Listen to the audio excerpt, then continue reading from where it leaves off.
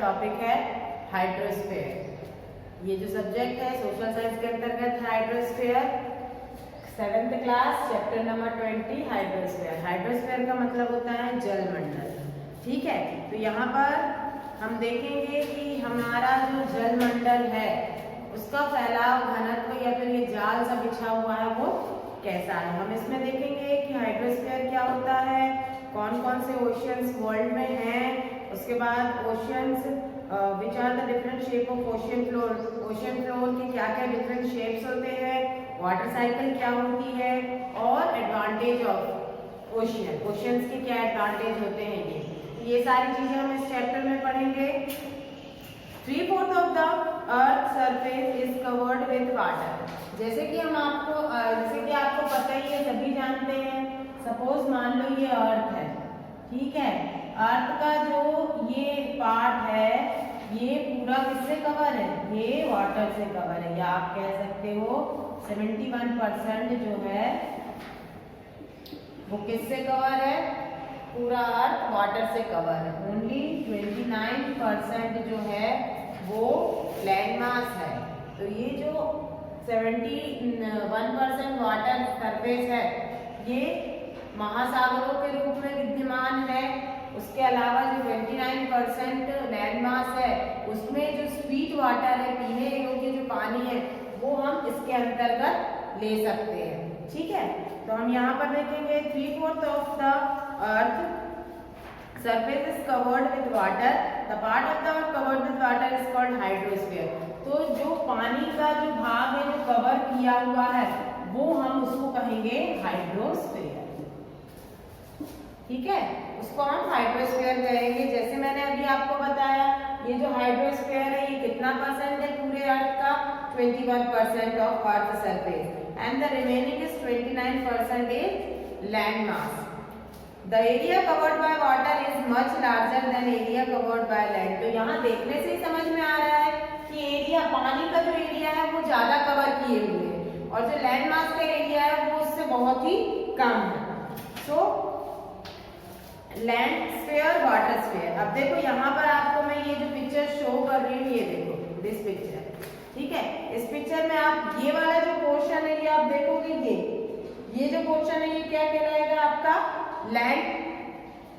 Land hemisphere कहलाएगा। ठीक है, और ये जो पोर्शन है जो ब्लू कलर का दिख रहा है ये क्या कहलाएगा आपका, हाइड्रो हेमिस्फीयर कहलाएगा। ओके, तो hydrosphere consist of the ocean, sea, gulfs, lakes, rivers and ponds. तो जो हाइड्रोस्फीयर है वो क्या किसमें कंसिस्ट होता है, वो कंस्टिट्यूट होता है ocean, sea, gulfs, lakes, river, Pond's, ये सारी चीजें हाइड्रोस्फीयर को बनाती है। The distribution of land and water on the earth varies. और जो डिस्ट्रीब्यूशन है वाटर का अर्थ में वो अलग अलग है, डिफरेंट है, एक समान सभी जगह नहीं है। The northern hemisphere is known as the land hemisphere as there is more land, while the southern hemisphere is known as the water hemisphere. अब जैसे कि मैंने आपको पहले भी बता चुकी हूँ, जो अर्थ है ये देखो इस प्रकार से है। ठीक है, ये जो है ये इक्वेटर है, ये ट्रॉपिक ऑफ कैंसर, ये Tropic of Capricorn, Cancer, Capricorn. ठीक है, तो ये जो रेखा है ये नॉर्थर्न पोजीशन है, ये जो पार्ट है ये क्या कहलाता है, पूरा नॉर्थर्न हेमिस्फीयर कहलाता है, और ये वाला जो पार्ट है वो क्या कहलाता है, साउथर्न हेमिस्फीयर कहलाता है। तो यहाँ पर मैं ये आपको बताना चाहती हूँ कि जो लैंड मास है वो स्पेशली उसे हम नॉर्थर्न हेमिस्फीयर में ही देखेंगे, क्योंकि जो नॉर्थर्न हेमिस्फीयर है ना उसमें ज्यादातर जमीन है, ज्यादातर लैंड मास है, लेकिन साउथर्न हेमिस्फीयर में जो लैंड मास है वो बहुत कम है। इसीलिए हम ये कहेंगे कि जो नॉर्थर्न हेमिस्फीयर है वो लैंड मास कहलाता है। ठीक है, the smaller water bodies are called sea and gulfs whereas large water body are called ocean. Sea और गल्फ से बहुत ज्यादा, गल्फ यानी जो खाड़ियां रहती है, सी समुद्र रहते हैं, तो महासागरों में समुद्र और जो खाड़ियां रहती है उससे भी बहुत बहुत बहुत ज्यादा पानी रहता है, जिसे ओशियन कहते हैं। तो ocean of the world are Pacific Ocean. अब यहाँ पर आप लोगों को पता है ओशियन कितने हैं, कितने ओशियंस हैं? There are 4 oceans. The name is ocean, Atlantic Ocean, Indian Ocean and the Arctic Ocean. जैसे कि हम लोगों ने देखा है कि हमारे यहाँ पर जो इंडिया, हम जनरली इंडिया की अगर बात करते हैं तो उसके नॉर्थन साउथर्न पोजीशन पे कौन सा ओशियन है? इंडियन ओशियन है। जब आप मैप देखते हो नीचे क्या लिखा रहता है? इंडियन ओशियन लिखा रहता है। तो इसी प्रकार से हम ओशियंस को देखेंगे तो there are 4 oceans. What are they? They are Pacific Ocean, Antarctic Ocean, Atlantic Ocean, Indian Ocean and Arctic Ocean. Okay, and Antarctic Ocean. The Pacific Ocean, it is the largest ocean in the world. Pacific Ocean जो है वो largest ocean, यानी इन चारों oceans की अगर मैं बात करती हूँ तो इसमें से सबसे बड़ा ocean कौन सा है? That is Pacific Ocean. Its average depth is 42 meters. इसकी जो average depth है वो कितनी है? 4200 मीटर, यानी 4200 मीटर्स है। In the north it is connected with the Arctic Ocean. और ये जो Pacific Ocean है वो नॉर्थ में किस ओशियन को कनेक्ट करता है? आर्कटिक ओशियन करता है by the narrow ring.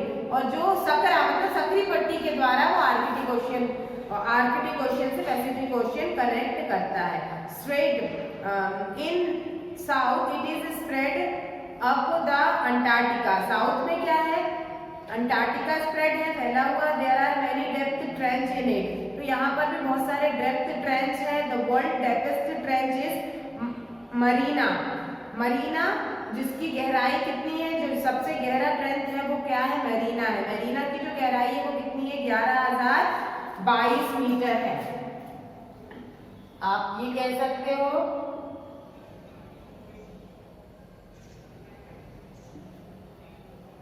Mariana जो है वो सबसे डेप्थ ट्रेंच है, उसकी जो डेप्थ है, गहराई है वो कितनी है? 11,022 मीटर है। ओके,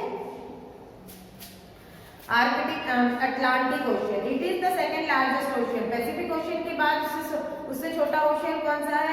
अटलांटिक ओशियन है। इट्स एवरेज डेप्थ, इसकी जो एवरेज डेप्थ है, गहराई है वो कितनी है? 3000 मीटर्स है। It's extend in the south to Baffin gulf, Hudson gulf in the east, North Sea and in south up to Atlantic. और ये जो अटलांटिक है ये जो है गल्फ को ज्वाइन करती है, हडसन गल्फ को ज्वाइन करती है, बेफिक गल्फ को ज्वाइन करती है। और ईस्ट में, ईस्ट टू नॉर्थ, ईस्ट और नॉर्थ की बात करेंगे तो सीज को ज्वाइन करती है, मिलती है। और ये अटलांटिक अटलांटिक के आसपास ये फैला हुआ है in Indian ocean. It is the average depth 3600 meters in the north. It's narrow but it's wider is south. अगर हम इंडियन ओशियन की बात करें तो नॉर्थ में ये थोड़ा सकरा है, लेकिन साउथ में ये बहुत फैला हुआ है। It is surrounded by the south Asia. ये साउथ एशिया से पूरा कवर, मतलब साउथ एशिया का जो पोर्शन है वो पूरा ये इंडियन ओशियन कवर करता है। East Africa, Western Australia and it extend up to Antarctica. और ये साउथ एशिया से ईस्ट अफ्रीका को कवर करता है, वेस्टर्न ऑस्ट्रेलिया को कवर करता है और अटलांटिक के आसपास ये फैला हुआ है। Arctic Ocean, it is spread around the northern pole. Arctic Ocean है जो वो कहाँ तक फैला हुआ है? नॉर्थर्न जो नॉर्थर्न पोजीशन होती है, नॉर्थर्न पोल है, यहाँ ये स्प्रेड है। Its average depth is 1800 metre. इसकी एवरेज डेप्थ 1800 मीटर से। It is covered by the ice throughout the year. और ये आर्कटिक यहाँ पर जो है ये पूरे साल आप ये कह सकते हैं, क्योंकि ये नॉर्थर्न पोल पे है तो पूरे साल यहाँ पर बर्फ जमी रहती, बर्फ की कंडीशन ही रहती है। Ocean floor, just as the land surface and uneven, similar the oceanic floor is also full of ridges and the pits. The depth of the sea is unequal. अगर हम sea की बात करें, oceans की बात करें तो इनकी गहराई सभी जगह समान नहीं होती। कहीं पे ज्यादा गहरा होता है, कहीं पे उथला होता है, कहीं पे सकरी पट्टी बनाते हैं तो कहीं पर बहुत फैला के रखते हैं। Just as we find, इसीलिए हमें देखने को मिलता है mountain, plateau, plains on the surface of the land. So also the sea beds is full of ups and down. Sea beds की अगर हम बात करते हैं तो वो भी वहां पर भी हमें अप्स एंड डाउन्स देखने को मिलते हैं। In the deeper is ones place and shallow in the other. जैसे आप लोग जैसे कभी गए होंगे, नदियों में गए होंगे, नर्मदा तट पे गए होंगे, तो तो आप लोग देखोगे कि कुछ दूर तो समतल रहेगा, फिर एकदम से गहराई आ जाती है, फिर कहीं चढ़ोगे तो फिर वो थोड़ी सी ऊंचाई पे जाता है। तो ये जो चीजें हैं, ये जो नदियों में देखने को मिलता है, ये क्या कहलाते हैं? ये फ्लोर्स कहलाते हैं, है ना। अगर सी में देखने को मिलता है तो ये सी फ्लोर्स कहलाते हैं, और ये ओशियंस में देखने को मिलता है तो ये क्या कहलाएंगे? ओशियन फ्लोर्स कहलाते हैं। अब यहाँ पर देखो ओशियन फ्लोर्स दिए हुए हैं, ये शोर्स दिए हुए हैं, मैं आपको शो करके बताती हूँ, ड्रॉ करके बताती हूँ। यहाँ पर उनके नाम भी बताऊंगी किस प्रकार से कितने डेप्थ रहती है उनकी। ये देखो, अगर जस्ट हम अगर ऐसा बनाते हैं, सपोज लाइक दैट हम बनाते हैं, ठीक है, तो जो सी लेवल है, ये वाला जो पोजीशन है वो क्या कहलाता है? सी लेवल कहलाता है, ठीक है। उसके बाद this one is the sea level, ये सी लेवल है, मतलब जहां से आपको पानी दिख रहा है वो सी लेवल कहलाता है। तो ये जो सबसे गहराई वाला पोर्शन है ये क्या कहलाता है? ये ओशियनिक ट्रेंच कहलाता है, ओशियनिक ट्रेंच, ठीक है। और ये this one is the sea level, ये सी लेवल कहलाता है। ये वाला जो पोर्शन है, ये वाला पोर्शन है जो थोड़ा सा ऊंचा रहता है, वो क्या कहलाएगा? आपका ओशियनिक प्लेन कहलाएगा। इसे ओशियनिक प्लेन क्यों कहते हैं students? Why we can say this oceanic plane?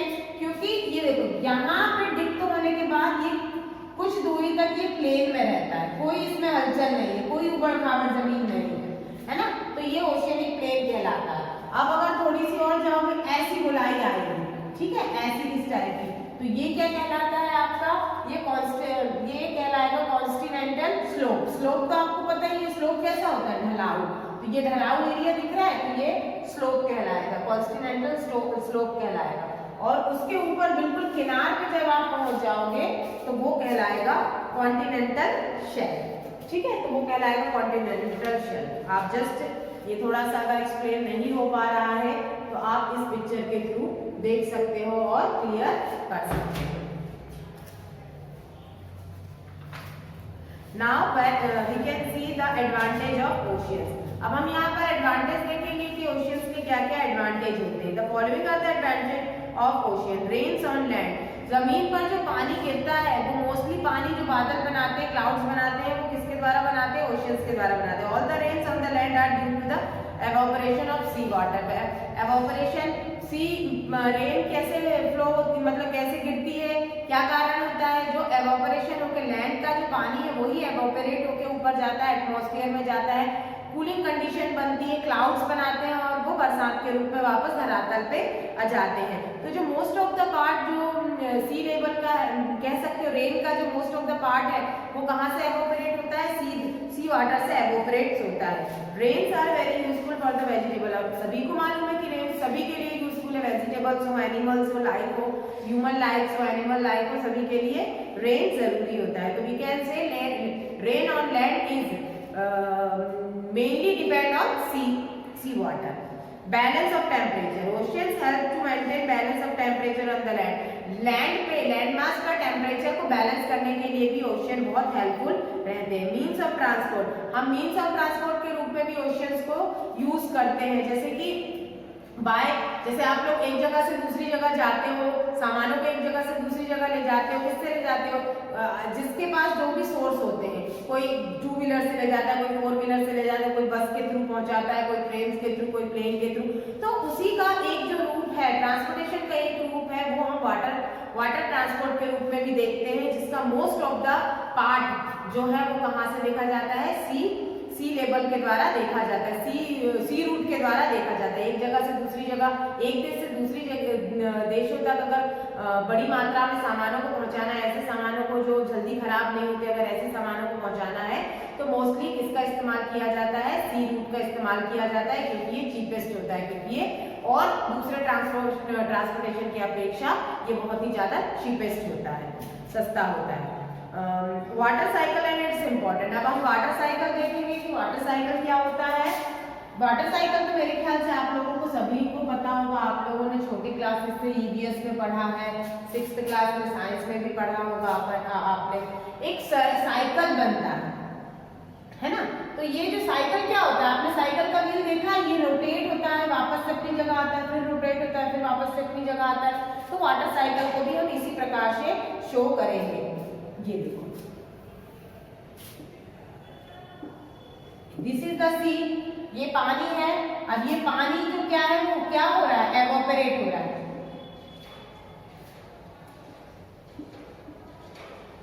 Evaporate हो रहा है, एवोपरेट होके क्या फॉर्म कर रहा है, क्लाउड बना रहा है। ठीक है, ये एवोपरेट होके कहाँ पे जा रहा है, ये पूरा पानी कहाँ जा रहा है, this is the water which was evaporated and make the cloud. Cloud बन रहा है ना। क्लाउड के बाद वो आगे चल के वो क्लाउड जब पानी से बहुत तेज भर जाता है, दूसरे पानियों से जब वो टकराता है, तो वही क्लाउड किसके रूप में शो होता है, वही क्लाउड क्या क्या बरसाने लगता है, रेन बरसाने लगता है, बरसात होती है ना। अब ये बरसात लैंड मास पे गिर रही है, ये लैंड मास से तैरता हुआ, लुढ़कता हुआ, आप ये कह सकते हैं बहता हुआ किसमें आके मिल जाता है, वापस से सी पे आके मिल जाता है, ओशियन में आके मिल जाता है, रिवर में आके मिल जाता है। जो भी छोटी छोटी जगह, जो भी छोटे छोटे वाटर सोर्स है उनमें आके मिलता है। एट लास्ट वो किसमें जाके मिल जाता है, ओशियंस में जाके मिल जाता है। तो देखा आपने साइकिल यहाँ से चला था, यहाँ से चला, यहाँ आया, यहाँ चला, वापस जमीन पे आया, जमीन से आके वापस से फ्लो होके वो वापस से सी में आ गया। तो ये जो पूरी सर्कल है ये क्या कहलाती है, वाटर सर्कल कहलाती है। Now importance of water in daily life. Importance of water तो आप सभी को मालूम है। अगर हम लोग कोई भी काम करते, प्रतिदिन का काम करते, तो हमें वाटर बहुत ज़्यादा यूजफुल रहता है। हम बाथिंग के लिए इस्तेमाल करते हैं, क्लोथिंग के लिए इस्तेमाल करते हैं, वेसल वॉशिंग के लिए इस्तेमाल करते हैं। लेकिन हमारे देश में, अगर हमारे देश की हम बात करें, तो most of the part water का कहाँ पर इन्वेस्ट होता है, इरिगेशन के रूप में इन्वेस्ट होता है। खेतों में जो इरिगेशन पानी दिए जाते हैं, सिंचाई के रूप में जो पानी यूज किया जाता है, वो भी इसी का ही एक स्वरूप है, एक उसका इम्पॉर्टेंट यूज है। तो स्टूडेंट्स, यहाँ पर हम लोगों ने देखा हाइड्रोस्फीयर कहाँ से चला था, कहाँ खत्म हो गया, उसकी क्या एडवांटेज है, क्या यूज है। So student, this chapter is here completed. Thank you and have a nice day.